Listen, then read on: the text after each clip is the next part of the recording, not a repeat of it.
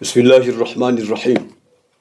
الحمد لله رب العالمين، والصلاة والسلام على أشرف الأنبياء والمرسلين وعلى آله وصحبه أجمعين.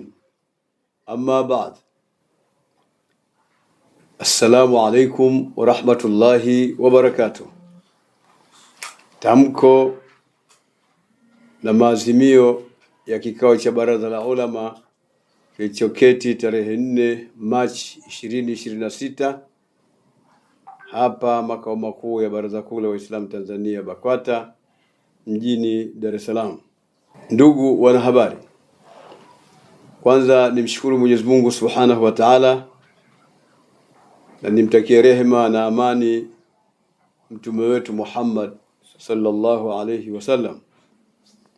Kwa niaba ya Baraza la Ulama Taifa lililokaa tarehe 4 mwezi wa 3 mwaka 2026, nachukua fursa hii niwafikishie habari ambazo tungependa ziwafikie Waislamu wote, mashekhe wote, viongozi wote wa dini na taasisi mbalimbali za kidini hapa nchini, pia na kwa wananchi na wazalendo wa Tanzania na jamii kwa ujumla.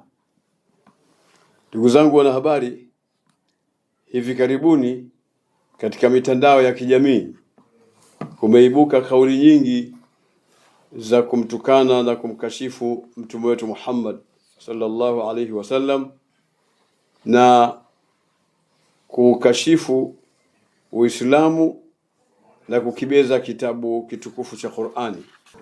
Tumekuwa tukifuatilia kauli na matamko mbalimbali yaliyokuwa yanajitokeza, tukaona tuwasihi Waislamu na jamii kwa ujumla wasiingie kujibizana, kwa sababu hao ni watu wachokozi wanaotaka kuingiza fitna ili tugombane, ili tuvurugane na watu wa dini zingine. Tumeishi kama inavyojulikana kwa muda mrefu sana, hatujawahi kugombana kwa misingi ya dini. Tumekuwa tukiishi pamoja kwa kuheshimiana na kulinda maslahi ya jamii zetu tunazoziongoza, kwa maslahi ya dini zetu na maslahi ya nchi na taifa kwa ujumla. Ndugu wanahabari, tunaamini kuwa wanaofanya hayo sio Wakristo wala watu wa dini nyingine yoyote. Tunaamini watu hao wana nia mbovu ya kutuchonganisha ili tugombane na kutia mtafaruku kati yetu na kati ya watu wa dini nyingine na jamii kwa ujumla.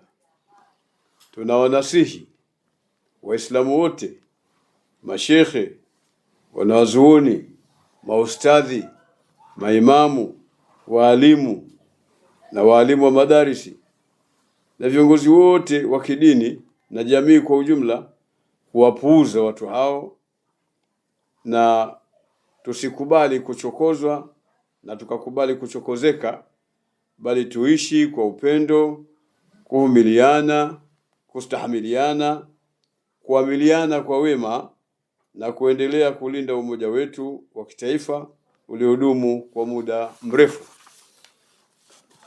Napenda kuwakumbusha Waislamu na jamii kwa ujumla kwamba Mtume sallallahu alaihi wasallam aliishi na watu wasiokuwa Waislamu kwa wema na aliamiliana nao kwa wema vile vile. Na wasisitiza kuheshimiana na kudumisha kujenga upendo na kuvumiliana.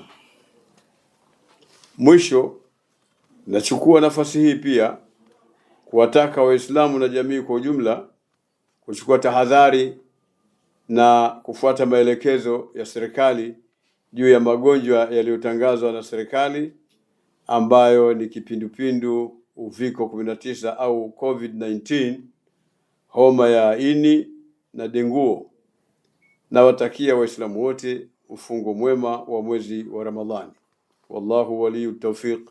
Wassalamu alaikum wa rahmatullahi wa barakatuh.